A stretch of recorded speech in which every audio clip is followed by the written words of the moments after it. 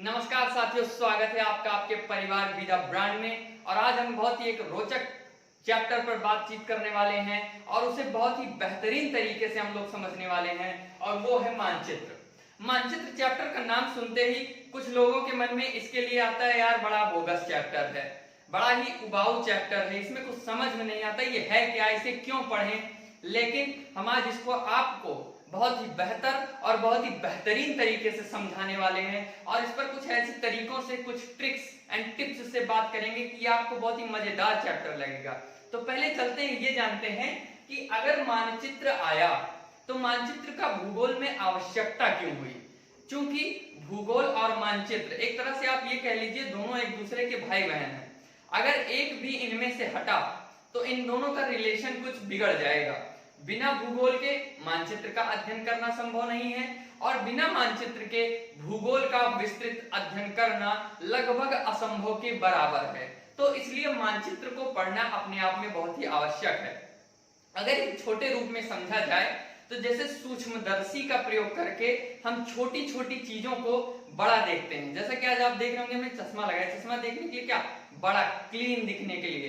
तो सूक्ष्मदर्शी का प्रयोग हम लोग क्या करते हैं, कोई चीज छोटी छोटी है या फिर जो आसपास कण है उनको देखने के लिए यूज करते हैं। मानचित्र क्या यूज किया जाता है, ये बड़े पैमाने को छोटे में समेट देता है। तो इसको उदाहरण के रूप में आप समझेंगे तो बड़े अच्छे तरीके से आप इसे समझ सकते हैं कि अगर विश्व इतना बड़ा है तो उसको प्रदर्शित कैसे किया जाए। तो अगर सूक्ष्मदर्शी से छोटी चीजों को बड़ा देखा जा सकता है तो बड़े चीजों को छोटे में समाहित करके उसे क्यों नहीं समझा जा सकता। तो आइए जानते हैं मानचित्र के बारे में।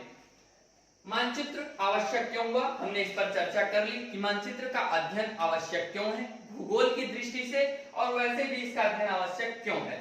जैसे पृथ्वी के सतह के किसी भाग के स्थानों, नगरों, देशों, पर्वतों, नदी आदि की स्थिति को पैमाने की सहायता से कागज पर लघु रूप में बनाना मानचित्रण कहलाता है। हमने पहले ही कहा लघु रूप में, वो सूक्ष्मदर्शी वाला उदाहरण कि बड़ा पैमाना है उसको छोटे में दिखाना है कि कैसे आप दिखाएंगे। आपने कई पिक्चरें भी देखी होंगी जिसमें उसका बड़े अच्छे तरीके से एक्सप्लेन किया जाता है कि पता लगा मैप उन्होंने खोला, उन्होंने कहा इसका ब्लूप्रिंट निकालो जरा, देखा ये यहाँ पर है, और उसको खोला और कहा इसकी पोजीशनिंग ऐसी है। तो इसमें इसको दर्शाया जाता है। मानचित्र का अध्ययन हम इसीलिए करते हैं। अब वो बात अलग है, उसे हम अभी आगे जानेंगे कि पर्वतों, नदियों आदि को दर्शाने के लिए अलग मानचित्र का प्रयोग करते हैं, नगरों को, शहरों को, राजधानियों को या फिर किसी स्थान विशेष को दर्शाने के लिए कुछ अलग प्रकार के मानचित्रों का प्रयोग किया जाता है। वो मानचित्रों के प्रकार में हम उसको जानेंगे। अभी मानचित्र के बारे में कुछ और चीजें जानते हैं। अब ये भी सोचना आवश्यक है कि मानचित्र का अध्ययन कब से प्रारंभ हुआ। तो इसका कोई बहुत ही विशेष और लिखित प्रमाण तो नहीं मिलता है, लेकिन जैसे जैसे लोगों की खोज बढ़ना शुरू हुई वैसे वैसे इसका अपने स्वरूप में विस्तार होता गया। अब वर्तमान समय में क्या है, हम अक्षांश और देशांतरों के आधार पर किसी स्थान विशेष का निर्धारण करते हैं।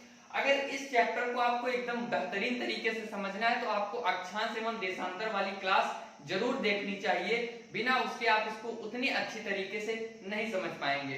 क्योंकि हमने अपने अक्षांश एवं देशांतर वाली कक्षाओं में दो चीजें बात की थी, एक सापेक्षिक स्थिति, एक वास्तविक स्थिति। सापेक्षिक स्थिति क्या होती है, जैसे उदाहरण के तौर पर ले लीजिए ये श्रीलंका है और ये भारत है। अब अगर श्रीलंका की स्थिति को हमें बताना हो तो हम क्या कहेंगे सापेक्षिक स्थिति के आधार पर, कि भारत के दक्षिण में श्रीलंका की अवस्थिति है, यानी कि जो श्रीलंका का पोजीशन बताया गया वो भारत के सापेक्ष बताया गया।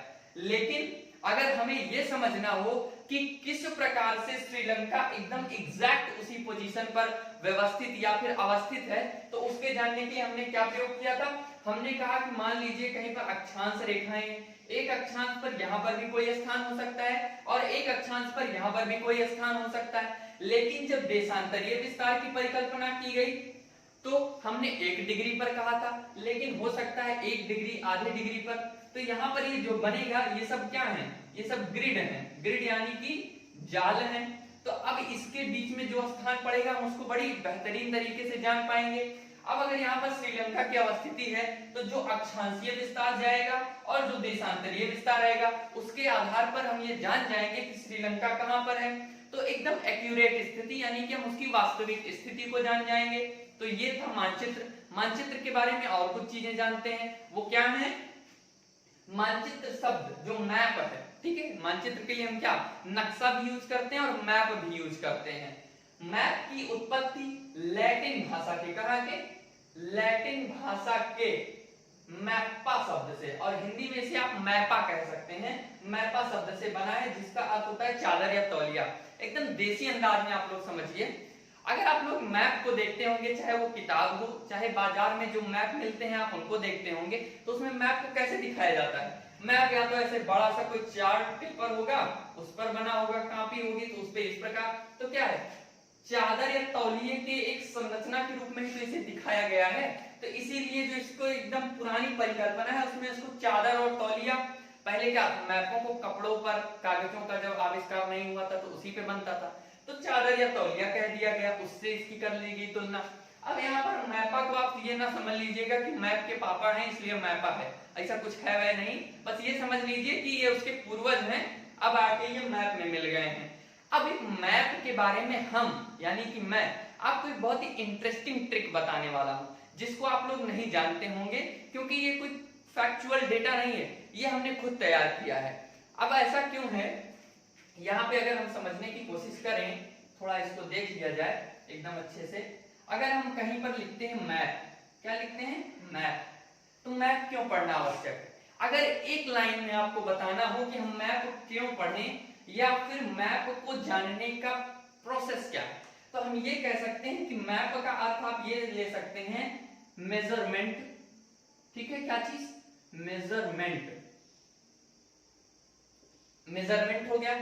अब क्या होता है measurement of absolute, absolute position.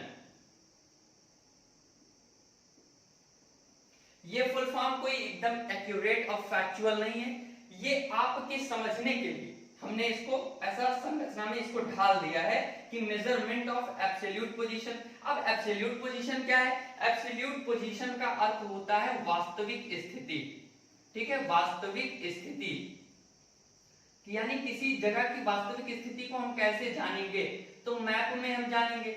अब हम मैप को हिंदी में क्या कहते हैं?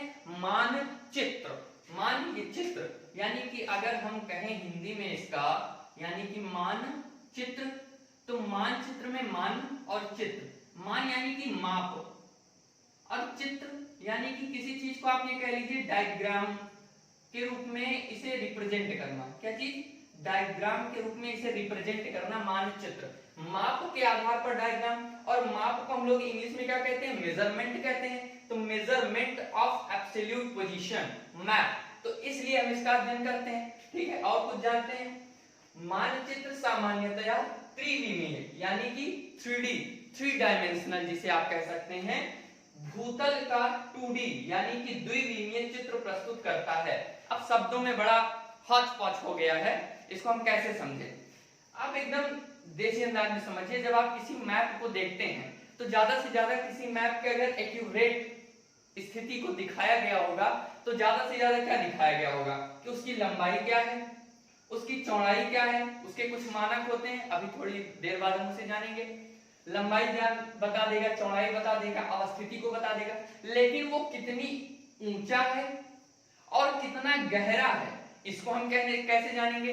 अब मान लीजिए यहीं पर हम लोग खड़े हैं और अपने घर पर हैं या फिर किसी जगह पर। अब यहाँ पर आप जो चीज अपने घर को देख रहे हैं वहां पर आप ये तो देख सकते हैं कि ये घर की मैप पर पोजीशन यहाँ पर है, हमारा घर ऐसा है, लेकिन ये कितने ऊंचाई का है, कितने फुट ऊंचा है और कितने फुट नीचे इसकी गहराई है, इसको कैसे जानेंगे? तो वो एकदम 3D डायमेंशन हो गया। लेकिन जब हम उसको मैप में पढ़ रहे हैं तो वो क्या हो गया? द्विविमीय यानी कि 2D डायमेंशन हो गया। इसी से जुड़ा आप एक रोचक तथ्य ये जानिए कि आप लोग कभी कभी जब पुराने धर्मों में या फिर पिक्चरों में या फिर भजन सुनते होंगे तो उसमें क्या होता था? कृष्ण भगवान को क्या कहा जाता है? 64 कला के अवतारी, ठीक, क्या कहा जाता है? 64 कला के अवतारी भगवान श्री कृष्ण। आगे देव हैं, उनकी पूजा की जाती है, वो बात अलग है। लेकिन हमें ये समझना चाहिए कि अगर हमारी संस्कृति हमें कुछ बता रही है तो हमें उससे उसके ग्लू को जानना चाहिए कि क्या है वो। अब वो बात क्या होती है? उन्होंने कहा कि 64 कला,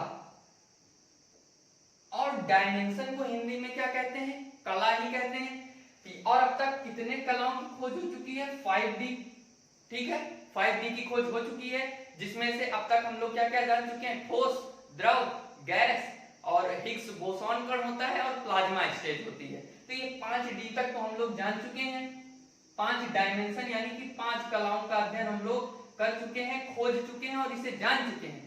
लेकिन अगर संस्कृति में कहीं वर्णन आ रहा है 64 कला, तो कहीं ना कहीं प्रकृति में ये मौजूद है कि अभी हम लोगों को बहुत कुछ रिसर्च करना है। तो आप सोच सकते हैं कि अभी क्या क्या चीजें हमारी संस्कृति हमें बताती है। अब वो अलग की बात हो गई है, उस पर ज्यादा सोचने की जरूरत नहीं।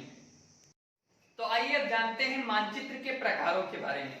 जैसा कि हमने कहा कि अगर मान लीजिए कहीं पर पर्वत, पठार, मैदान वाले क्षेत्र हैं, तो उनको हम किस प्रकार के मानचित्र में दर्शाएंगे। और अगर किसी क्षेत्र में हमें किसी राजधानी को दर्शाना हो, किसी क्षेत्र में अगर कहां पर राजधानियां हैं, कहां पर कोई स्थान है, मंदिर है, या फिर आप कह लीजिए स्कूल है, कुछ भी हो जो स्ट्रक्चरल फॉर्म है, उसको हम कैसे दर्शाएंगे।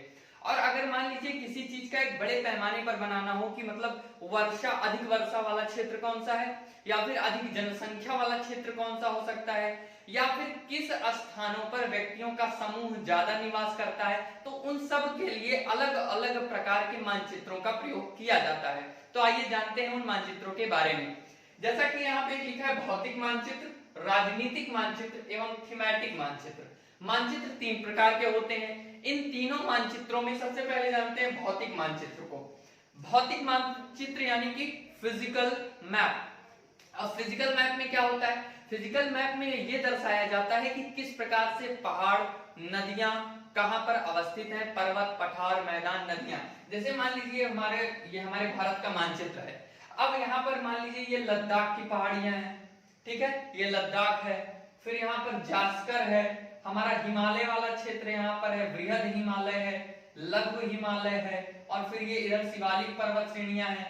इधर पर हमारा अरावली है, अरावली के बाद इधर सतपुड़ा पर्वत श्रृंखला है, इधर दक्षिणी भारत में अकाईमुडी है, यहाँ पर अवस्थित है। और यहाँ पर राजमहल की पहाड़ियां हैं, यहाँ पर गारो, खासी, जांतिया पहाड़ियां हैं। इनको हम कैसे दर्शाएंगे, तो ये आ जाता है हमारे भौतिक मानचित्र के अंतर्गत। ये तो बात हुई पर्वत, क्योंकि, या फिर पठारीय क्षेत्र। अब पठारीय क्षेत्रों में क्या है, ये भारत के दक्कन का पठार है।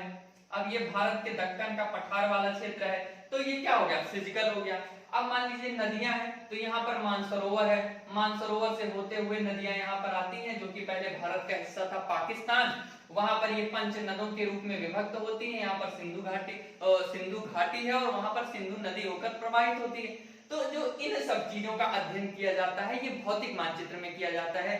पर्वत, पठार, मैदान कहां पर किस प्रकार से अवस्थित हैं। जैसे ये उत्तर का मैदान वाला क्षेत्र है, इसको हम लोग जानते हैं। तो ये सब चीज होगी भौतिक मानचित्र के अंतर्गत। अब आता है क्या चीज, राजनीतिक मानचित्र। राजनीतिक मानचित्र में क्या होता है, राज्यों को जिला पर, गांवों, ग्रामीणों और उनके जो तहसील हैं या फिर जो अलग अलग क्षेत्र हैं, अगर बड़े स्तरों पर समझा जाए तो किसी स्थान विशेष की जानकारी, कि मान लीजिए यहाँ से ये जम्मू कश्मीर वाला एरिया हो गया, ये लद्दाख है, जम्मू कश्मीर है, इधर अपना उत्तर प्रदेश है, इधर मध्य प्रदेश, इधर ये राजस्थान, गुजरात। कुछ मानचित्र हमें विशेष जानकारियां प्राप्त कराते हैं, जैसे थीमैटिक मानचित्र। थीमैटिक मानचित्र अपने आप में विशेष है। क्यों? क्योंकि थीमैटिक मानचित्र के अंतर्गत जाना जा सकता है कि कहां पर वर्षा वन है, कहां पर वर्षा वन हो सकता है, कहां पर जनसंख्या घनत्व तो अधिक है। यानी कि ये कह लीजिए, ये जो थीमैटिक मानचित्र बनाए जाते हैं, ये एक विशेष उद्देश्य के लिए बनाए जाते हैं। जबकि आपको जानना हो कि जनसंख्या घनत्व कहां पर है, जब आपको जानना हो कि पर्वतीय क्षेत्रों का समूहन किस स्थान पर है, या फिर जो पेड़ पौधे वनस्पतियों का जो उच्चतम संग्रह वाला स्थल है वह कहां पर है, ये कह लीजिए विशेष उद्देश्य ये होते हैं थीमैटिक मानचित्र। अब ये जाना जाता है कि मानचित्र के प्रमुख 3 घटक कौन कौन से हैं, दूरी, दिशा और प्रतीक। ठीक है, मानचित्र को बनाने के लिए ये 3 चीजें प्रमुख मूलभूत आधार हैं। जैसे अगर कहीं भी आपको दिखाना है, इसमें भारत का मानचित्र मान लीजिए ये बना हुआ है कि इस स्थान की यहां से दूरी, इस स्थान की इस स्थान से दूरी, और क्या हो सकता है दिशा कौन सी है और प्रतीक क्या क्या हो सकते हैं जब आप उस रास्ते से जा रहे होंगे और आपको बीच में मिलेंगे। तो ये जो निर्धारण किया जाता है प्रमुख घटकों का, ये वर्ल्ड वाइड होता है। क्या होता है? वर्ल्ड वाइड होता है, यानी विश्व के आधार पर होता है। ठीक, यानी कि आप एक जगह पर नहीं, किसी भी विश्व में किसी भी स्थान पर अगर आप जाएंगे तो वो चिन्ह आपको सेम मिलेंगे, उसमें अंतर नहीं होगा। क्योंकि विश्व में जो सबसे अच्छी भाषा होती है वो सांकेतिक भाषा होती है। अब अगर मान लीजिए आप कहीं विदेश चले गए और वहां पर आपकी अंग्रेजी उतनी अच्छी नहीं है जितनी होनी चाहिए, तो मान लीजिए किसी जगह आप गए और वहां पर चिंग चोंग चांग पोंग कर रहे हैं, ठीक है, और सामने वाला भी की इंग्लिश उतनी ही अच्छी है जितनी आपकी, उतना बेहतर आप समझ रहे हैं। तो अगर वहां पर आपको मान लीजिए लग गया, क्या लग गया, 1 नंबर 2 नंबर कुछ भी लग सकता है, तो आप उसे कैसे बताएंगे? अब वो तो चिंग चोंग पोंग करेगी, आप तो उससे च्यों चोंग पोंग करेंगे नहीं, तो कैसे बताएंगे? तो क्या है, सांकेतिक भाषा। कहाँ है, कहाँ जाए, तो फिर या फिर ऐसे करके तो वो समझ जाएगा कि इसको लगी है, जाना है, इसको रूट बताओ, तो वो क्या करेगा, ऐसे दिखा देगा उस तरफ या फिर इस तरफ, कहीं पर भी बता देगा। उसी प्रकार से यहाँ पर इनको वर्ल्ड वाइड एक सेम बना दिया गया है कि कैसे हो सकता है। अब आता है, सबसे पहले हम थोड़ी सी जान लेते हैं दूरी के बारे में। अब दूरी का अध्ययन कैसे किया जाए? बड़े विश्व के क्षेत्र को मानचित्र में समेटा तो गया है, लेकिन अब ये बताइए एक स्थान से दूसरे स्थान की दूरी कम ज्यादा ना होने पाए या फिर उन स्थानों की अवस्थिति में परिवर्तन ना हो पाए, इसलिए उन्हें बहुत ही ध्यान से छोटे स्वरूप में परिवर्तित किया जाता है। यह मानचित्र पर डिपेंड करता है कि उनकी दूरी का मानक क्या हो सकता है। जैसे आप अधिकतर जब मानचित्र देखेंगे तो उसमें क्या लिखा रहता है, किसी किसी मानचित्र में क्या लिखा रहता है, 1 सेंटीमीटर बराबर आप वहां पर 100 किलोमीटर मान सकते हैं, या फिर कहीं कहीं पर लिखा होता है 5 सेंटीमीटर बराबर 1000 किलोमीटर। यानी कि अगर आप किसी मान लीजिए देश के मैप में हैं तो हो सकता है 1 सेंटीमीटर को 100 किलोमीटर से दर्शाया गया हो। आप वर्ल्ड वाइड देख रहे हो तो हो सकता है कि 5 सेंटीमीटर को 1000 किलोमीटर बताया गया हो। क्यों? क्योंकि एक इसके लिए स्केल आता है, मैप स्केल आते हैं। उन मैप स्केलों को जब आप मैप पर रखेंगे, उन सेंटीमीटर को आप जान लेंगे। मान लीजिए यहाँ से यहाँ तक के बीच की दूरी कितनी है, 10 सेंटीमीटर है, तो मल्टीप्लाई बाई 1000 कर देंगे, यानी कि इस स्थान से विदेश की इस स्थान की दूरी 10,000 किलोमीटर है। या फिर भारत में किसी राज्य की दूरी इस राज्य से इतनी दूरी पर है, तो वो दूरी के आधार पर उसका मानक तैयार किया जाता है, तो हम दूरी को जान लेते हैं। अब दूसरी चीज आती है दिशा। दिशा के बारे में हमने पिछली कक्षाओं में भी जाना है, लेकिन इसके लिए एक चीज और जान लीजिए, फिर से हम बता दे रहे हैं। दिशाओं के अध्ययन के लिए मानचित्र में आप जब भी जाएंगे तो मानचित्र के दाहिनी तरफ ऊपर आप हमेशा पाएंगे कुछ इस प्रकार से, east, west, north and south, यानी कि जो भी मानचित्र की दिशा को प्रदर्शित करेगा वो कुछ इस आधार पर। ये प्रमुख दिग बिंदु कहलाते हैं, यानी कि ये 4 प्रमुख दिशाएं हैं।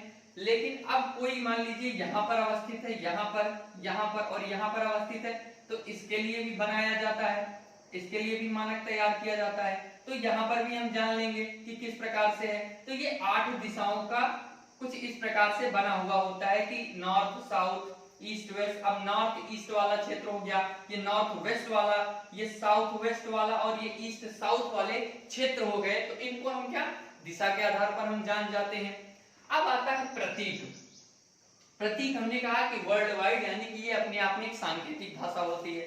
अगर आप कहीं पर जा रहे हैं, वहां पर अगर पुल बना हुआ होता है तो उसके पहले आप वहां की विशेष भाषा को नहीं जानते, कैसे प्राप्त करेंगे जानकारी? तो आप मैप को खोलेंगे, तो अगर आपको पता है कि कौन कौन सा प्रतीक किस चीज को इंगित करता है, ये आप बुक से या फिर इंटरनेट पर उपलब्ध है पर्याप्त मटेरियल, वहां से आप देख सकते हैं कि कौन कौन सी चीजें किस चीज को रिप्रेजेंट कर रही है। तो आप छोटा सा उदाहरण लीजिए, मान लीजिए कहीं जा रहे हैं, पुल बना है, तो आपको पता है कि उस क्षेत्र पर जाने के लिए उससे पहले उस पुल से गुजरना पड़ेगा। अब पुल के लिए क्या संकेत हो सकता है? अब पुल के लिए है तो कहीं कहीं आप देखेंगे कुछ इस प्रकार से बना हुआ होता है। अगर आप कहीं पर जा रहे हैं, कुआं होता है, अगर उसका प्रदर्शन किया गया तो वो गोल हमेशा दिखाया जाएगा। अगर कोई तालाब वाला क्षेत्र है तो उसको कुछ इस प्रकार से दिखा दिया जाता है कि मान लीजिए वो तालाब वाला क्षेत्र है, वहां पर जल का भराव हुआ है। और अगर मान लीजिए आप किसी अंतरराष्ट्रीय रोड पर हैं तो वहां पर क्या बना हुआ होता है, वहां पर कुछ इस प्रकार से लाइनें बनी हुई होती हैं। ये अब ये हो गया अंतरराष्ट्रीय। अब अगर आप किसी राज्य की सीमा वाले चला रहे हैं तो वहां पर कुछ इस प्रकार से बना आपको मिल जाएगा। और आप राज्य स्तरीय हैं या फिर जिला के स्तर पर, आप कहिए जिला के स्तर पर हैं तो 3 लाइनें। तो इस प्रकार से बहुत सारी चीजें होती हैं। रेलवे लाइन की पटरियों के लिए आप लोग को सामान्यतः पता ही होगा कि हम लोग उसको इस तरह से दर्शाते हैं। तो ये सब चीजें प्रतीक के रूप में हो गया। तो प्रतीक अपने आप में एक सांकेतिक भाषा है जिसको हम लोग बहुत ही बेहतर तरीके से यहाँ समझ चुके हैं। इस चैप्टर से रिलेटेड जो अधिकतर नोट्स हैं वो इसी में समाहित हो गया है, तो इसके लिए कोई स्पेशल नोट्स की आवश्यकता नहीं है। अब हम कुछ और चीजें जानते हैं। वो क्या है, आता है रेखा चित्र और खाका। अब रेखा चित्र क्या है? रेखा चित्र को इंग्लिश में हम क्या कहते हैं? स्केच कहते हैं। और अगर ध्यान से अगर आप मूवी देखते होंगे तो उसमें क्या करते हैं पुलिस वाले, कहते हैं तुमने मुझे वो देखा है ना? अगर देखा है तो कहते हैं कोई किसी अच्छे पेंटर को बुलवाया और वो जैसा जैसा बताता जाता है उसका स्केच वो ड्रॉ करता चला जाता है। एक तरह से आप ये समझिए कि आप अपने विचार यानी सोच के आधार पर बना रहे हैं कि हाँ ये जगह ऐसे ऐसे है। तो इसका एक रेखा चित्र आपने तैयार कर लिया कि मान लीजिए अगर आपको बताना हो मेरा गांव कैसा है तो आप बताएंगे कि मैं इधर से जाता हूँ, ये मान लो रोड है, फिर इधर दाहिने या फिर बाएं मुड़ते हैं, फिर यहाँ पर एक तालाब मिलेगा, फिर इसके आगे आप बढ़ेंगे तो यहाँ पर एक दाहिने फिर मुड़ेंगे, फिर यहाँ पर इस किनारे मेरा घर है। तो ऐसा आप रिप्रेजेंट कर सकते हैं, तो वो रेखा चित्र के अंतर्गत आएगा। अब दूसरी चीज आती है खाका। खाका क्या होता है? अब मान लीजिए खाके को आप ये समझिए कि छोटे को बड़ा दिखाना। छोटे को बड़ा कैसे? मान लीजिए कोई स्कूल है, कोई स्कूल बना हुआ है। अब इस स्कूल में कहां पर मेन गेट है, कहां पर कौन से रूम की अवस्थिति है, कहां प्रिंसिपल्स रूम है, कहां बच्चों का किस सेक्शन का रूम है। तो इसको जब खाके के आधार पर बनाया जाता है जिसे हम ब्लूप्रिंट कहते हैं। ब्लूप्रिंट आप मूवीज में देखते होंगे ना कि किसी स्पेसिफिक एरिया का वो लोग सर्च कर रहे हैं, कहते हैं यहाँ का ब्लूप्रिंट लाओ यानी खाका लाओ कि यहाँ पर ये रोड यहाँ पर है, ये घर यहाँ पर है, ये क्षेत्रीय अवस्थिति इन चीजों की यहाँ पर है, वो खाका के अंतर्गत आ जाती है। तो मानचित्र से संबंधित जो मुझे लगा इतना पर्याप्त हो चुका है और इसे आप बेहतर और बेहतरीन तरीके से समझ चुके होंगे। तो आज की वीडियो यहीं तक। अगर आपको वीडियो अच्छी लगे तो इसे लाइक करें, शेयर करें, सब्सक्राइब करें और अपने सुझाव कमेंट के माध्यम से हम तक जरूर पहुंचाते रहें और हमसे जुड़े रहें। Keep supporting us and encouraging us. Thank you very much.